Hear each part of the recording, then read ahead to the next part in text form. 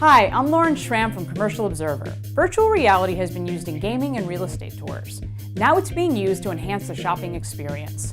Brands are taking virtual reality, commonly known as VR, to bring a brick-and-mortar experience to the digital realm. We are addressing a need for brands who really want to be able to try before they buy.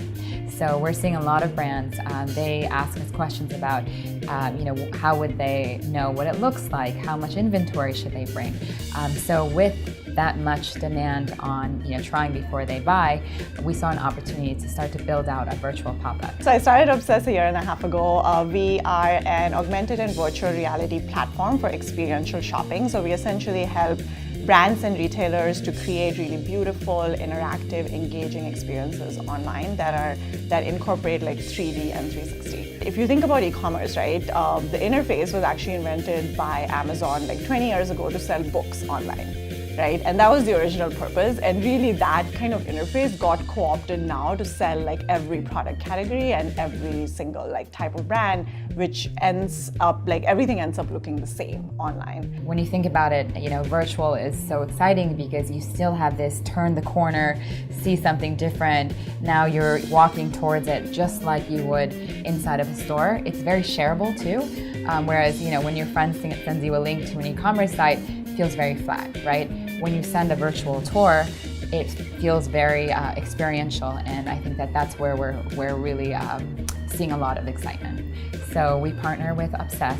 Essentially what they do is they build out the entire store virtually by taking your inventory from your e-commerce site and actually putting it in place. The first use case is that you are actually opening like a physical pop-up, and then you also want to put that online so that people who can't make it to the pop-up can access it anytime, anywhere in the world.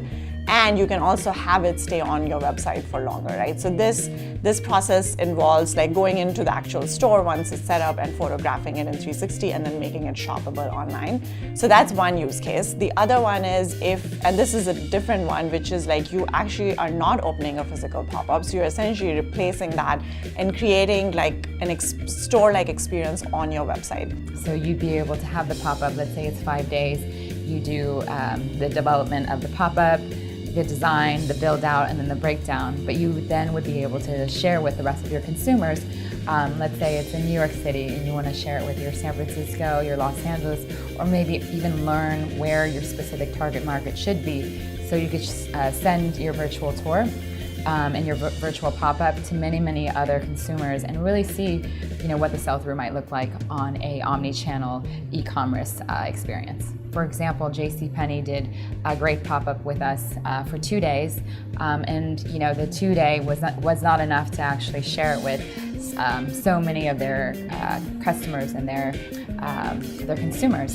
And so what they did is they sent out the virtual pop-up to many, many more people, and you were able to then click through it, purchase the items, and that would then be shared in the charity that they were focused on.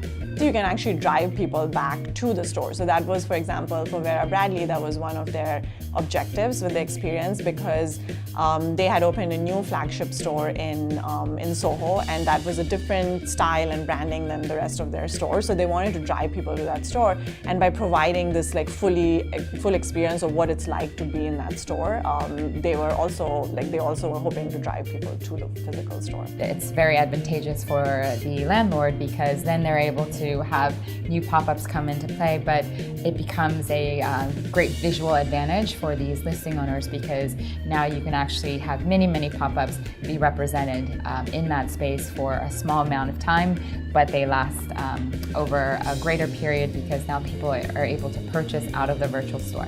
So in China, this is like a huge business model already. Because what China has these like VR cafes. So if you think about early days of internet, when internet cafes, which are pretty big in Asia. So in China, that same trend is happening with virtual reality. So what they have all these arcades where basically they have like 50, 100 headset chairs where you can go, and people playing games, they're like shopping, and they're doing all these things. So like in that one space, there's like all these activities happening at the same time. I don't think it will replace bricks and mortar because there is still an aspect of that's I mean, it'll happen at some point in the future, but it's still pretty far out in terms of technology, which is the actual like look and feel, like the act, you know, like putting something on, trying things on, feeling things, like that's not available yet.